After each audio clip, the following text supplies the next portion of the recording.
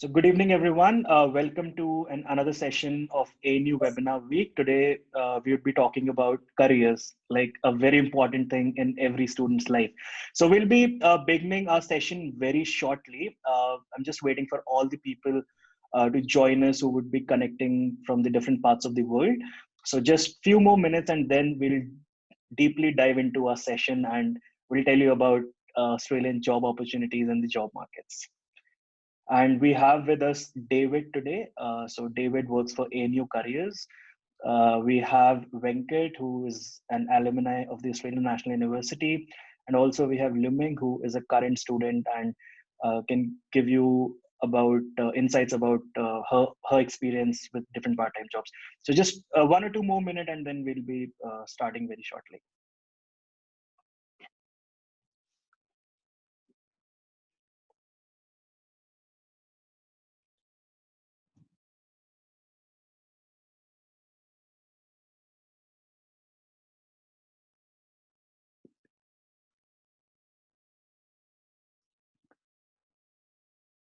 Also, during this session, if anyone has any questions for us or for our panel today, please make sure that you put all the questions in the Q&A and we would take all the questions at the end of the session. And I think it's a fantastic opportunity for everyone to ask as many questions as possible, because being an international student coming from diverse background, diverse culture, different countries, everyone has a lot of questions relating to job opportunities, relating to internships, relating to part-time jobs, what all advice do ANU careers have for you, or what all different services and facilities they provide to all the students who are part of the Australian National University. So I think it would be a fantastic platform for everyone to ask many questions as possible. So make sure that you put all your questions in the Q&A. So I think we are good to go. Once again, a very warm good evening from Canberra. It's not warm though, it's cold outside. But yes, welcome all of you. My name is Ritvik. I work for ANU Marketing and Student Recruitment Division. And today we would be talking about careers. We have with us David, who works with ANU Careers, and he would be telling more about ANU Career, what do they do for students, their service, how they help you to go about with jobs. Also, we have with us Venkat. Venkat is from India. He's an alumni of ANU College of Business and Economics, MBA graduate 2019, currently working as business analyst for Commonwealth Superannuation. So Venkat would be sharing about his experience, how to go about jobs, and what was the cultural changes he identified while working back home and while working in Australia. We have with us Luming, who is studying Masters in Entrepreneurship and Innovation, is a final semester student at Australian National University, also working part-time at a couple of places in Canberra. So she can give you and reflect more about her experience on the same front. So over to you, David. The show is all yours. Thank you, Ridwick, and thanks to our guests as well for joining us. I hope it's warmer where you are. So my name is David and I'm part of the team at ANU Careers. So as you're probably aware, a lot of the universities around the world do have support services for students, and ANU Careers, we've got a team of people that help students before they come to uni, along the way, and also we assist students in transitioning into the workplace after they have finished as well. So I'll just put up a couple of quick slides. I'm not going to talk at you for too long. I always find it's far more interesting if we can try and answer the questions you'd like to ask, rather than me just tell you about what I think you should know. So I'll just attempt to share my screen with you.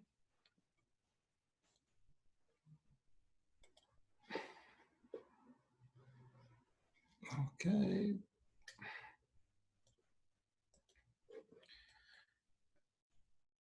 I just wanted to cover off a few sort of the main questions we do get asked by prospective students about working in Australia, but also about what types of industries do people work in Canberra, and also a lot of our students want to know what type of casual work can they do in Canberra as well while studying at university.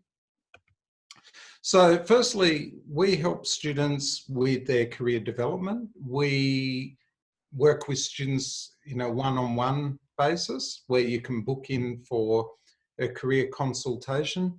So for example, if you've enrolled in a degree and you're not sure where that degree might lead to in terms of jobs, we can have that discussion with you. Or if you want to know how you can further develop your skills and experience while you're studying. We assist students with their job search strategies, interview skills, job applications. We have resources for practicing video interviews, all those types of things. And you can access that along the way. But you can also access our resources, including us, up to 1 year after you have finished. So we don't forget about you as soon as you have completed your degree with us.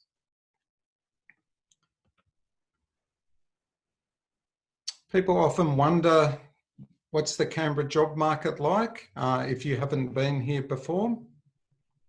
And Canberra has a fair bit of diversity amongst it. We are very well known for hosting a lot of government sector work, but we also have a lot of people working in the private sector in Canberra, as well as higher education sector, not-for-profit organisations as well. That might be a little bit hard to see, that picture, but it just talks or tries to show where some of the key sectors are in Canberra. This is more for when people have finished their degrees and they're looking for work in Canberra.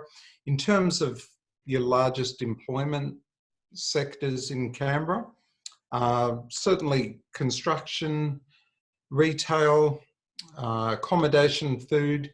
Education is a very big sector in Canberra. We have a number of universities here. And certainly the health sector and social services is a big sector that people can go into when they've finished.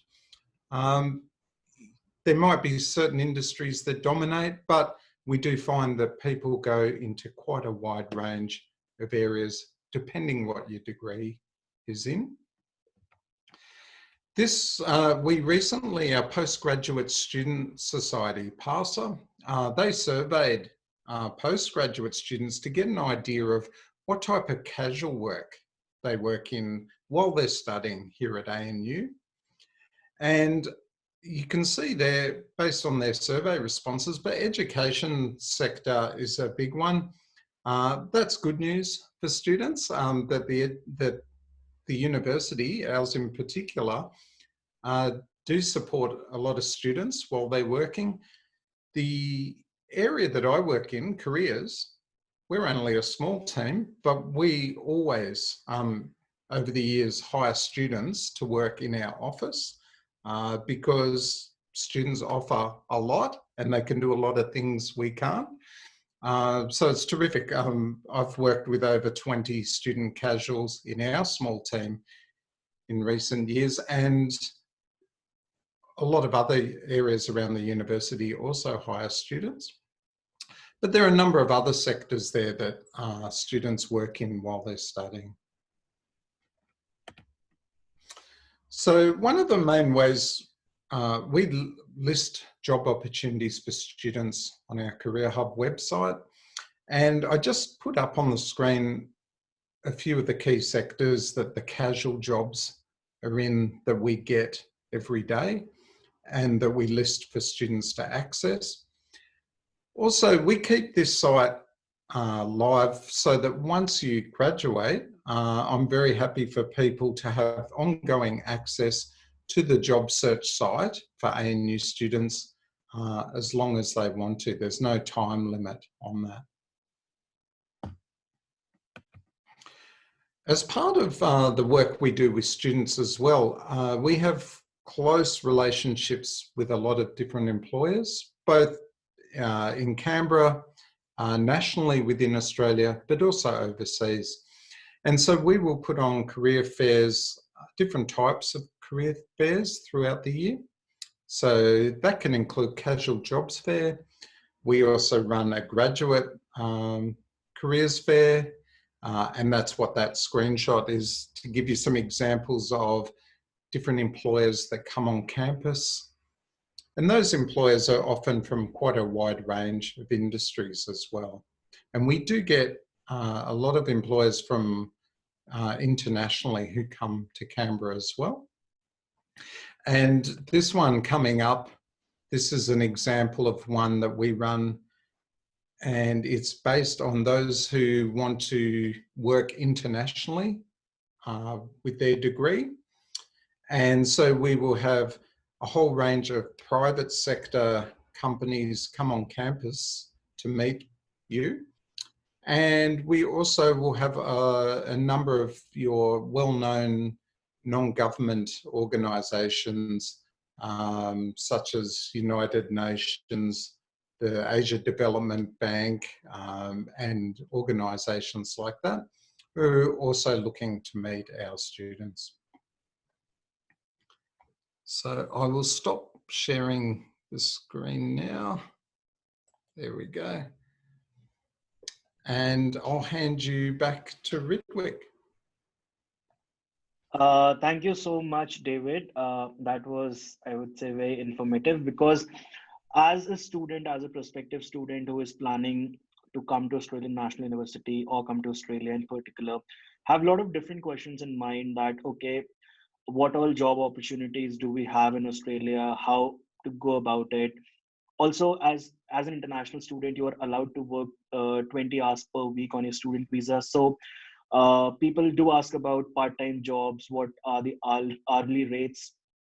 So with that, I would say that based on 20 hours per week, there are a lot of opportunities which are available within campus and also off campus. So let's say you want to be a student ambassador in your college. So that is something you can apply for. That is one of very good part-time jobs which you can apply. You can apply for set for a new mentor program, which we had a session just before careers. You can also be a part of Parsa. Again, they have a lot of paid positions within different student bodies. As David rightly mentioned about the careers, they also do hire students. And let's say if you are those intelligent ones, you can be a tutor as well. So there is something called the tutorship, which is again a very viable option for people who want to be in teaching. So you can apply for tutorship. So definitely there are a lot of opportunities within campus. And even off campus, you can work with different cafes, different restaurants. Even I know a lot of people who work with retail outlets like IKEA, Coles, Woolworth. Those are like fantastic platform and fantastic opportunities for you to excel.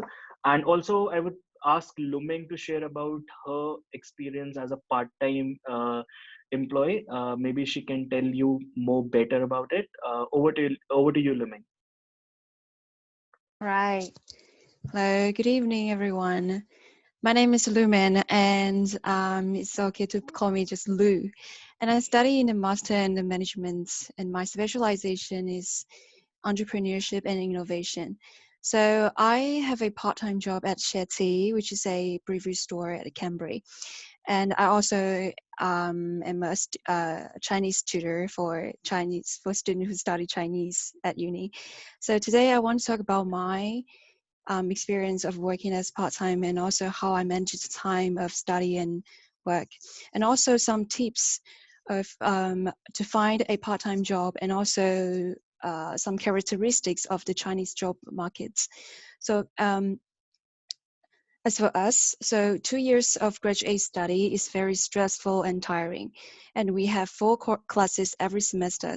For every student, classes and homework take up most of our time, from Monday to Friday. So working part-time means we need to plan our time and energy more carefully.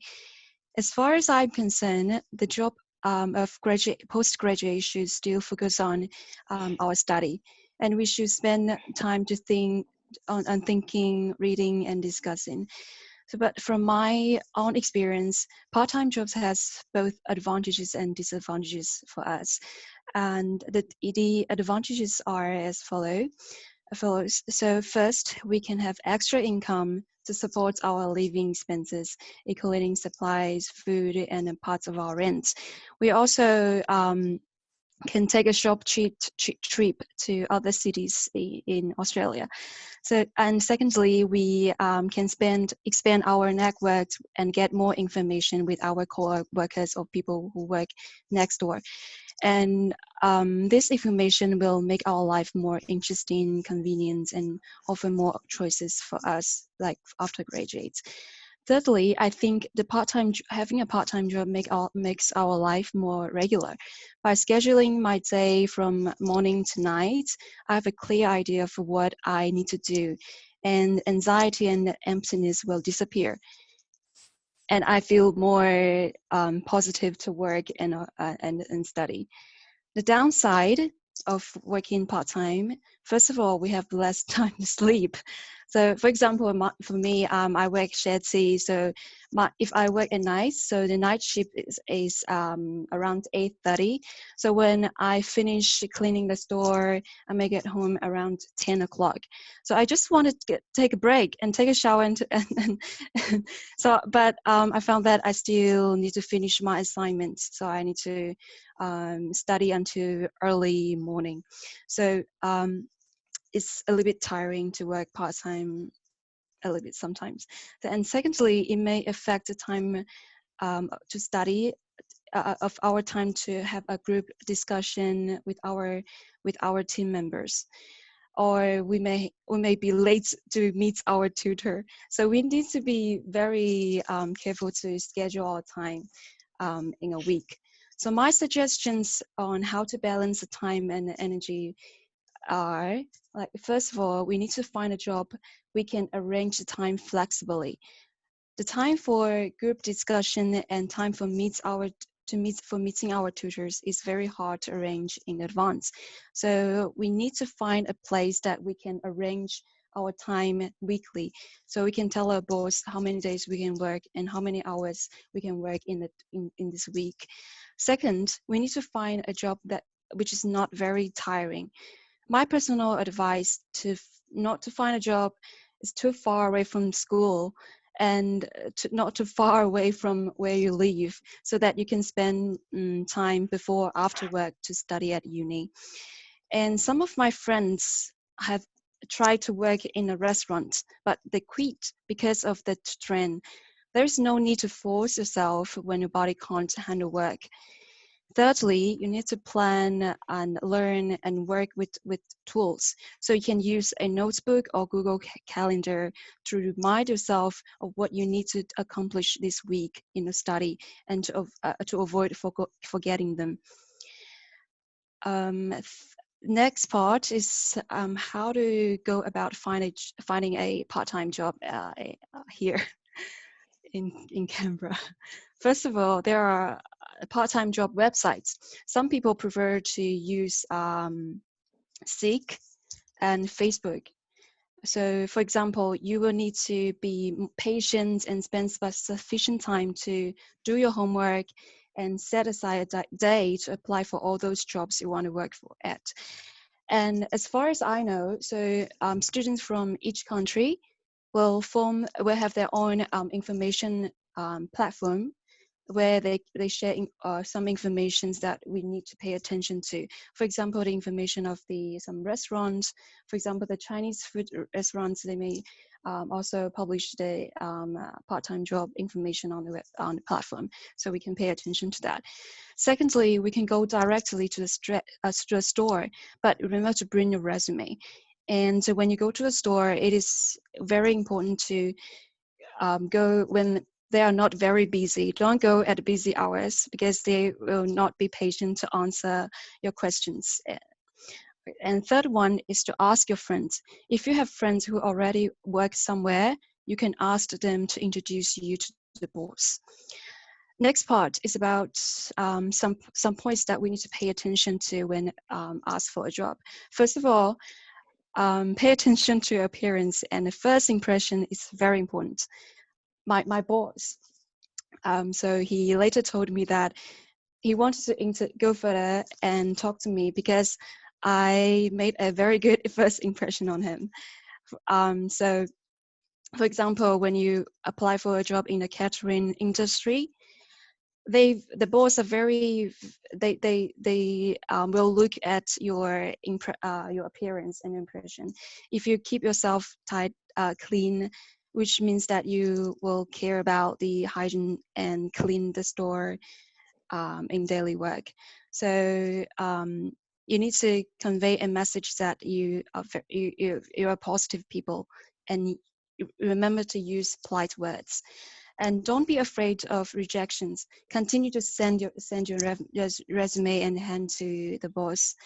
Previous part-time experience is very important, so you need to put those experience in your resume, like in the front of the work history. It's very important to have a positive mindset and thick skin when applying for jobs in Canberra. So last part is about differences in Australian and Chinese job markets. I don't have a clear answer to this question because I haven't done enough research and analysis of the difference of the Australian markets.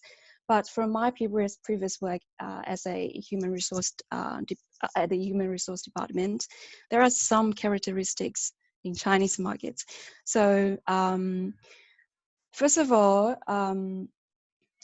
there is a saying in China, it's the 3 gold and 4 silver. It means that the prime time for applying and hiring employees is in March and April every year. Because February is the Spring Festival in China, many people will look for a new job after New Year. Because after New Year, and this is also a time when companies competes for talent. This is and success rates of seeking better companies and job opportunities is relatively higher at this time. For graduate students, for people who are going to graduate, so because there is only once enrollment and graduation in China once a year. In July. So we need to pay attention to July when companies have the recruitment team to go to university to look for talent, for talents. So students who want to go back to China and work in the Chinese company, they need to pay attention to March, April, June, and July every year. This means that we need to start preparing a good resume for the target company in January and February. That's it. That's all I want to share. Thank you. That was lot, Lumin. That was lot. Thank you so much. And I think you touched on the little tips and tricks which can only come from a student who has experienced that. Like, make sure that you manage your studies, put everything in the calendar, don't miss out on group work. So that are very important points. And like one of the points which I like personally is not finding a job far away from the place where you live, right? Let's say like you're living in suburb X and you find a job in suburb O, then it would be really difficult. I would say you would be managing your time in commutation. So thank you for all those important tips and points. We have one question before we move to Venkat. So someone asked me in the Q&A that can I have more than one job as a student? Yes, you can have more than one job as a student. There is no problem in that until and unless you are not going over 20 hours, everything is fine. So you need to make sure that you are not crossing 20 hours per week. That is like the limit what the government gives you on the visa. So let's say if you have 2 jobs and you are doing 5 hours in each job, that is completely fine. So yeah, 2-3 jobs. People do have 2 jobs because everywhere when you're working, you get a different shift. So maybe you're not getting all the 10 hours from one job. So people do switch between jobs, but make sure you don't cross that 20-hour per week limit. That is really very, very important. Now we have with us Venkat. Venkat was also an intern at CBE, and now he's working full time with Commonwealth Superannuation as an analyst. So Venkat, can you tell me that what role did an internship played while you were studying, and how you prepared yourself for the job, and what all things should student be keeping in mind, and like at what stage they should start preparing for a job while studying at the university? Thanks, Ritwik. Yeah, sure. So what I'll try and do is sort of give you a bit of a background as to what I did prior to moving to Canberra, and then sort of share my view on how things went about. Um, so I am a telecommunications engineer by background. I graduated in 2012, and then I worked as a network analyst for Ericsson for about 3 years, and then did a bit of business development and sales at a startup for 2 years, and then I decided to move to Canberra and do my MBA at ANU. So, firstly, I think the MBA course and the way the program is designed is really good. And in terms of how I found the entire syllabus and everything, I think it's a general MBA. So for those of you who are looking for a specialization, you could sort of try and do it through like project work or like an internship. So that's what I did. So for me, what worked was, I think, networking, because most of my classmates were full-time working professionals. So, you do group assignments with them, and day in, day out, you sort of meet them in class. So we had people who were partners at EY, and then we had like the director of the Australian police force in our classroom. So we had good alumni, and I had so that sort of gave me a good perspective on how to sort of look at the job market. What does the public jobs, what do they need, and then how do I go about looking for private jobs and stuff like that, because obviously being a local does come with its advantages, and then you being an international student, it does there is a different ball game for that. So networking did work. And then another thing, like David mentioned, I think what was very useful was the career hub. And also, so depending on what course you're doing and stuff like that, for instance, I did the MBA, so I was part of the College of Business and Economics. So I think, Ritwik, you can recollect that, we had these career fairs and, networking sessions that are organized. This is when, you sort of get to interact with people from the company. I mean, don't really expect to get a job on the spot. Like, this is sort of you could sort of ease yourself in and then get to know how stuff works and all of that. It's definitely a good thing for that. And also sometimes you also can exchange cards or get their emails, and then reach out to them if they're looking for someone, or you find a position in any of the organizations vacant. You can just reach out to them directly and then go about it from there. But another thing is, also get used to rejections. It's not, you don't have a nail in the coffin type of scenario. So that's something that I had to get used to as well.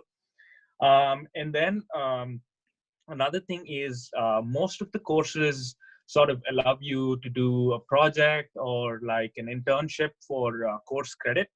I found that really, really useful, because that's what I did in my last semester. I got an opportunity to work with the Commonwealth Superannuation Corporation on a research project, and they really liked my recommendation. And then that was my sort of opportunity to get my foot in the door.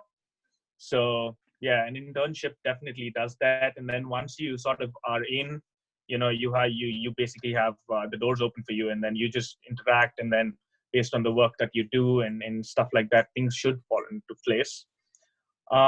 Another thing I would say is try and start a bit early and plan. Um, don't wait until you graduate and then do a step-by-step thing and sort of be like, okay, I graduate first and then I'm going to start looking for jobs. Well, if you have the time, you can do that. Like, for instance, uh, I got an offer, a permanent role with CSC in February, right? And then March we went into a shutdown because of COVID. So things would have been very different if I hadn't planned earlier. So I think definitely planning does work.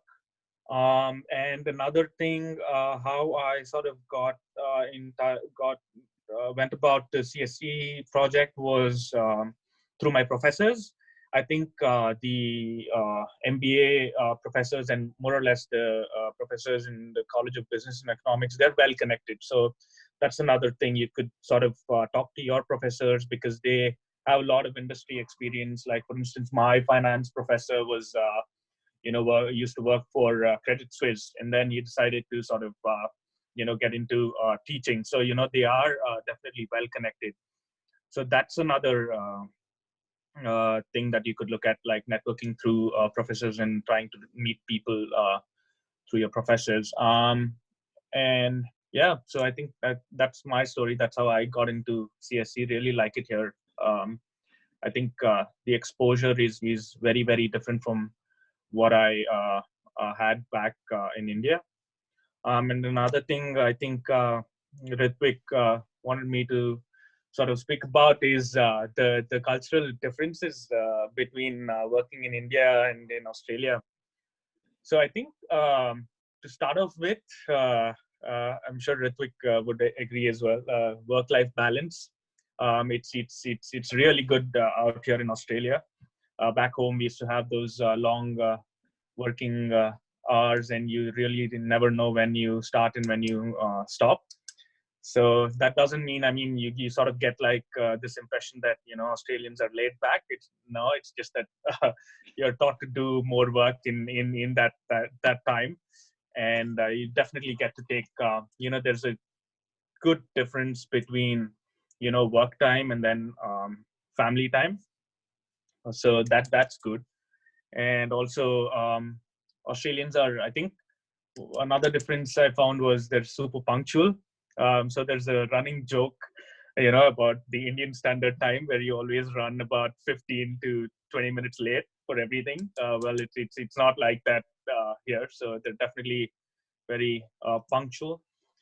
And another thing is there is hierarchy in the organization, but there's definitely the boss is always right mentality. I think that's sort of not there here. So you sort of get to speak your mind and point your give out your opinions on things, and sometimes the execs actually look to the team to actually point out stuff. So that way, there is a hierarchy, but then again, you can speak your mind, and no one's going to say anything. And by speaking your mind, sometimes you do get a lot of slang and cuss words as well at work, which I wasn't used to. So that which is well within the boundaries, of course, but yeah, that's something interesting as well. And yeah, overall, I think what you'll definitely get good at is time management. Lou pointed out as well that managing part-time work and then studies, and it starts there, and then it just continues, and then when you get into a full-time job as well. So yeah, and there's always the after work beers, or even during work beers, which is good. People like to socialize here, so you get to have those casual conversations, just tap on the shoulder to ask questions and stuff like that outside of work as well. So that's good. That was very elaborative, Venkat, and Thank he you, very Chris. rightly mentioned that there is a cultural difference in the home countries where we are from and in Australia. But again, I would say it's in a very positive sense. Internships are one of the best platforms to go about a full-time job. Like even my story is same. I started as an intern with ANU marketing and recruitment, and then I worked hard. They liked my work, and then it got converted. So internship basically it's more like I would say a practice match. It's more like a practice session before going for the finals. So it's a good way where you get a perfect exposure about the market, about the work environment. And someone even asked about in the question and answer section that I want to know how to join an internship program held by ANU. So, to answer that, ANU College of Business and Economics have something called as CBE internship, which you can apply after completing your first 2 semesters. So you are eligible for that in your third and fourth semester. That is a fantastic program where you apply for an internship. There are a lot of internships which are listed on the website. You apply for that, and then they shortlist you accordingly, and once you're selected you're called for an interview, and then you can start your internship. So that's a fantastic platform. That's one of the services by ANU College of Business and Economics. For the other colleges, as Venkat rightly said, you need to make sure that you have a networking right. You meet your professors, you talk to them. They are very well connected within the industry, and they can surely help you out with internships. Also, there are a lot of ongoing research projects which are going on. So let's say you have a flair for research, you can definitely ask your professor and can see if there's any space in that particular research topic or the research organization which is going on. So that can be again one of the platform where you can get yourself engaged. I have one question for David in the Q&A. So David, someone has asked that how has COVID-19 affected the job market in terms of hiring? What's your take on that? That's a really good question and very relevant at the moment. What we find, we do work closely with different employers, and we just one of the groups we work with is the Australian Association of Graduate Employers. So we were having a look at to what extent is graduate recruitment for those who are due to finish their degree this year and they've applied for graduate programs with, you know, a range of different private companies or government. And this association has between 300 and 400 members of your larger employers in Australia. And through all their research, contacting the employers, they found that employers are looking at an intake, even while COVID's going on, but to start work at the beginning of next year, it's close to a 10% increase on last year's. So the graduate recruitment programs haven't been affected to the extent we thought they might be. Casual work has been a bit different. So students have been affected who have been working in casual work, particularly in hospitality and retail, which are two of the largest sectors for casual work for students. However, just in the last few weeks, those two sectors have also appeared in terms of the biggest growth sectors in casual work, which means they're taking people back on now. So it's a very good question, and we're going through it at the moment and watching as it happens. It's been very different. I was working at the university during the global financial crisis, and that was quite a different challenge, whereas our labour market here in Australia and in Canberra in particular was very strong this time leading up to the crisis. So we're hoping it's just a very short-term effect, and the growth in recent weeks in casual employment advertisements, hopefully that is evidence of that, but we have to wait and see as to how things are going. Absolutely, David. Yeah, and like David rightly mentioned that there has been a hit in the casual job space, but Now, Canberra is really lucky, touchwood, that we are recovering very well. We do not had any uh, COVID cases in past few weeks, and that has led to ease of restrictions within the city. And now the shops, the restaurants, the retail sector is slowly and gradually opening up, and things are getting back to normal. So it's just the phase, and I'm sure that phase would pass very soon. And by the time the students who would be joining us at the Australian National University, things would get back to normal in the casual job space. We have one question. As someone who has never worked part time or otherwise, what type of part time jobs do you recommend? And how much of a determinant is my lack of job experience? So I would say that someone has to start from somewhere. So no one starts having the work ex. Even when I started, I didn't had any work ex back home. So you start somewhere, and I would say the good opportunity would be that you can start within the university finding some jobs because they give you a lot of training before they put you in. So that is one of the good places to start for a part-time job. Also, you can start in the retail or the catering sector, because once you go there, they make sure that you get the adequate amount of training before you are on the floor or you are assigned with different jobs. So there are people I know, I have friends and like students who do not have any prior work experience, but when they come to Australia, they start going about it, and slowly and gradually they find a job. So finding a part-time or a casual job is not a problem at all in Canberra. And but yes, make sure that, let's say if you're rejected once or twice, don't get disheartened, right? Because that is not the end of the journey. You would get it, you would be there, but just be patient about it.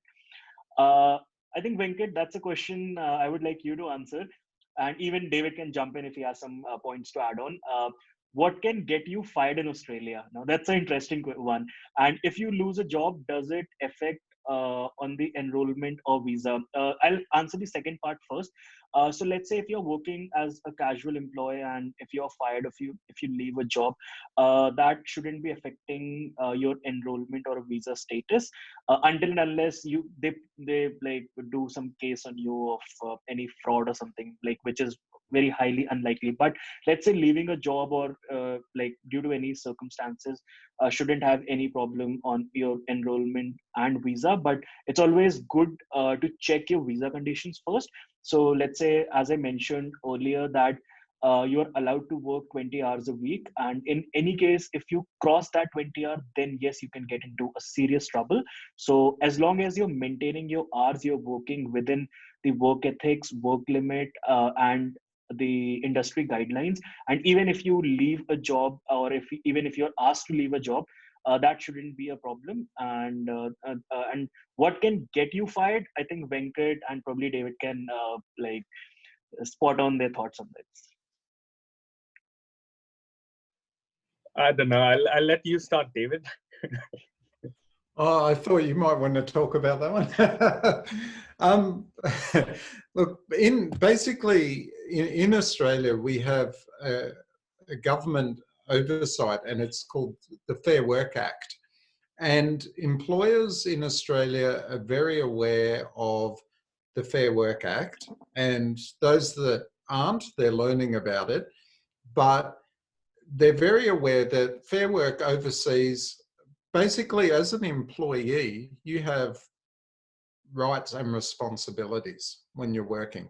So there are certain responsibilities. You must, turn up for your work, and you must behave accordingly to, the values of that organization, just like in your countries. But you also have certain rights.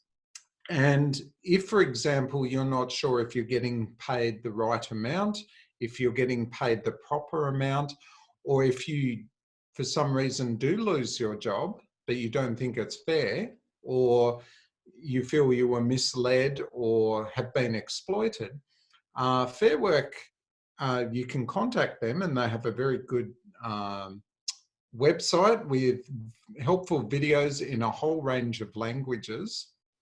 And it's to help educate you around your rights, but also for employers, so that they're doing the right thing by you as a worker.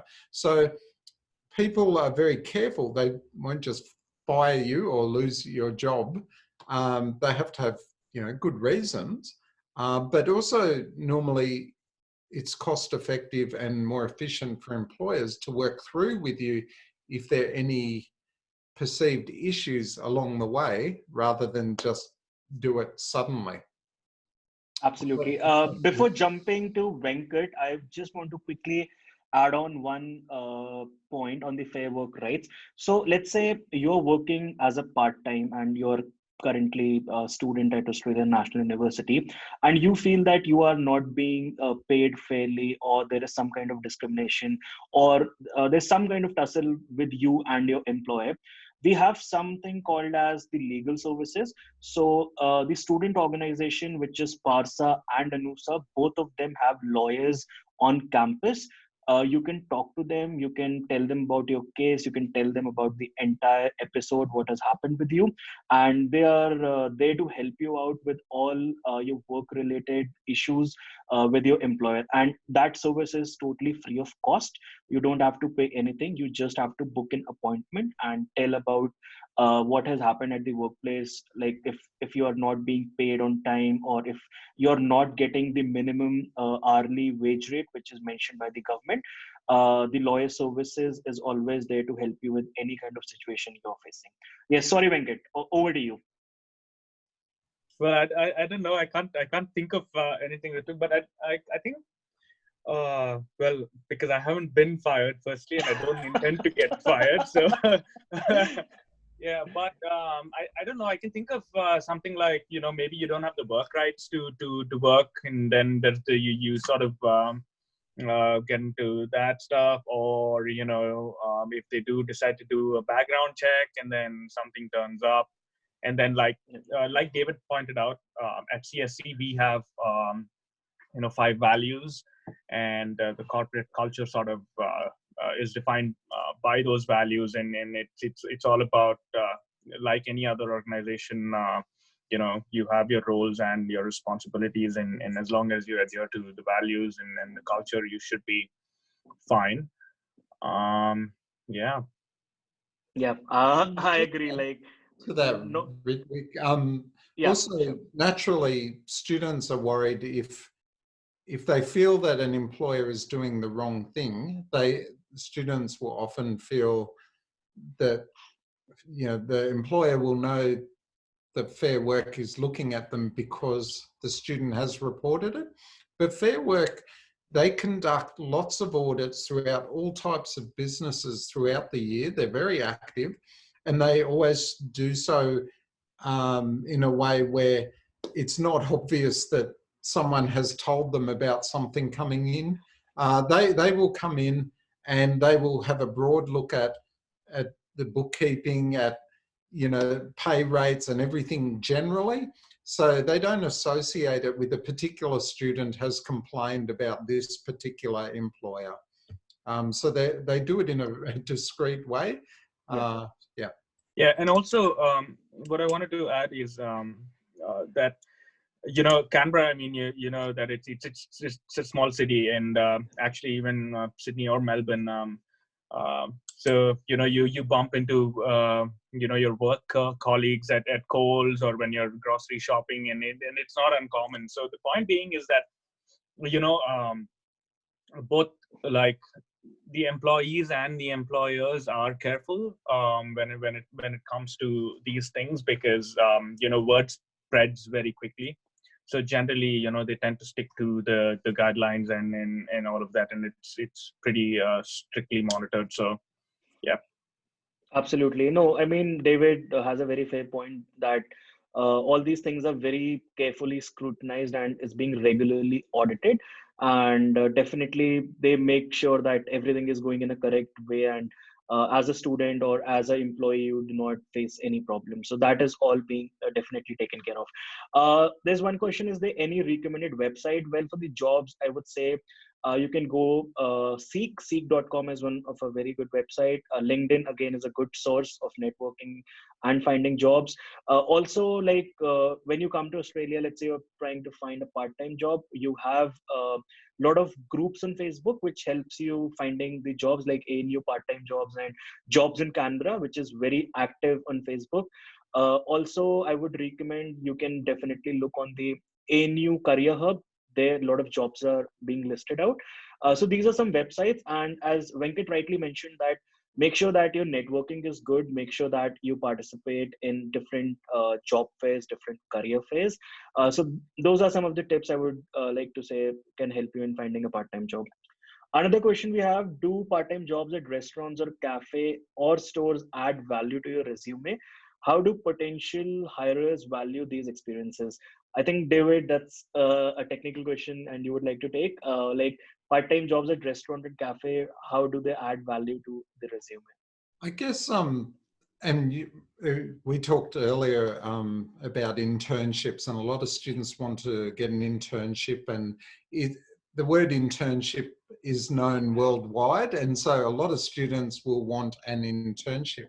But in order to get an internship, you do need to develop a strong case as to why they should hire you. So often the fact you're studying in that subject, I mean, that's great, that's your strongest link, but you'll have a lot of other students who are also studying that. And so they're very competitive.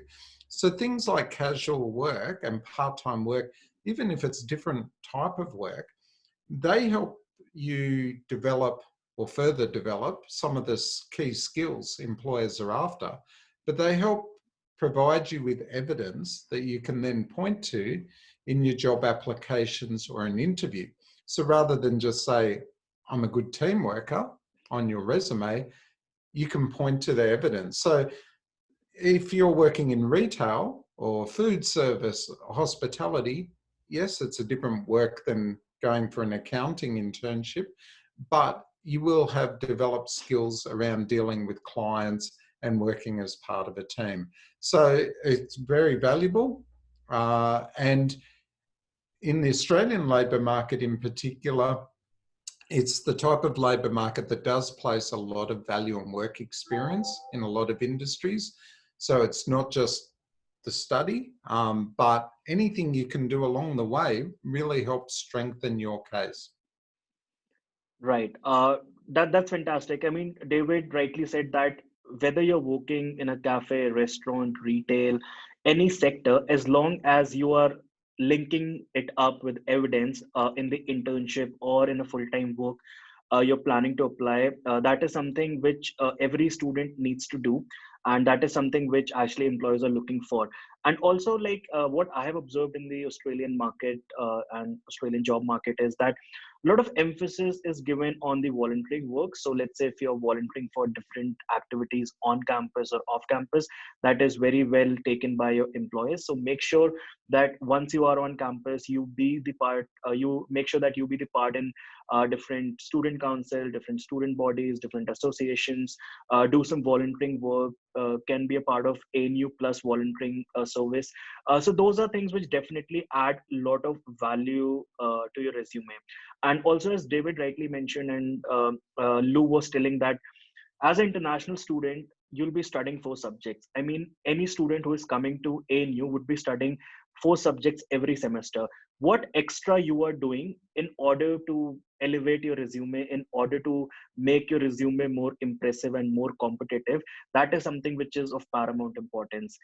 So that is really very important. And no job is a small job, because like back in other countries, people think that okay, you're working in a cafe or a restaurant is not taken in a very good spirit. But here in Australia, every job is equal, every job is good, every job is respected. So, and a lot of students do, including like myself, Lou, everyone has worked as a part-time employee in different sector, and that really helps you in developing a lot of skills. So that is really important. Then there is one question: are there any job fair in near ANU and internship jobs? So, David, like during the COVID times, because I know like ANU career very actively organizes a lot of job fairs. So are you planning to organize anything virtually in near future? Any plans by ANU Careers? Can you just, if you can tell our audience about it? Yeah, so another good question. So like a lot of areas, we're adapting to the online delivery of things. In our area, we have 2 people in our small team. We've got 2 people who work directly with employers every day, employer relations, and that is their job. And so they help, and they're working on at the moment some virtual career fairs. We've got one coming up that we're a part of that we're not running, but it's the Australian Crisis Summit, which goes over a number of days, in which it does involve a number of, high status type employers or highly sought after employers. The one we're running in second semester that we normally run with, UNDP, International Organization for Migration, Google, that we'll be doing that, but it's on the virtual platform. So it's still business as usual. It just looks a little bit different. Right. I think someone has raised hand. Wenzi Lee. I've just unmuted you. What's your question, Wenzi? Wenzi, if you have any question, you can ask us here. You just need to unmute yourself, or you can put your question in the Q&A round, and we would answer it accordingly. So I think we are coming to the end of a session. It was wonderful to have David with us. David shared a lot of information about the job market, and people had some amazing questions. And thank you, Venkat, and thank you, Lou, for joining us and sharing your part and your experience and your journey about the Australian job market. Definitely, as an international student, it is very important for all of us to make sure that how the market is and how to go about it. All I can say at the end, that if you're planning it right, if you are doing all the right things which is required, that is starting early, looking for internship, working part-time, doing the right networking, attending the job fairs regularly. Also, like you can take ANU Careers services as well. They help you out with different aspects of it. I'm sure you would get a job, and like you'll find a part-time job or a job after your post-graduation. Thank you, David, once again. Thank you, Lou. Thank you, Venkat. It was a fantastic session with you guys, and hope everyone have a fantastic weekend ahead. And thank you so much. Thank you to all our audience for joining us today for this webinar week. And also, I would say that follow us on Instagram, Facebook. Join us there if you have any questions. Also, you can join ANU Careers on Facebook page. They are pretty active, and you can also visit their website for all their services. And hope to see you in Australia very soon. Till the time, students would be joining us in the coming semester. We'll be connected with all of you virtually. And do watch out for the space for our webinars. We'll be hosting more webinars in the coming months, and I hope to see you again soon. Thank you so much. Signing out. Bye bye. Have a good weekend. Thanks, Ritvik. Thanks for having us. Bye. Thank you. Bye.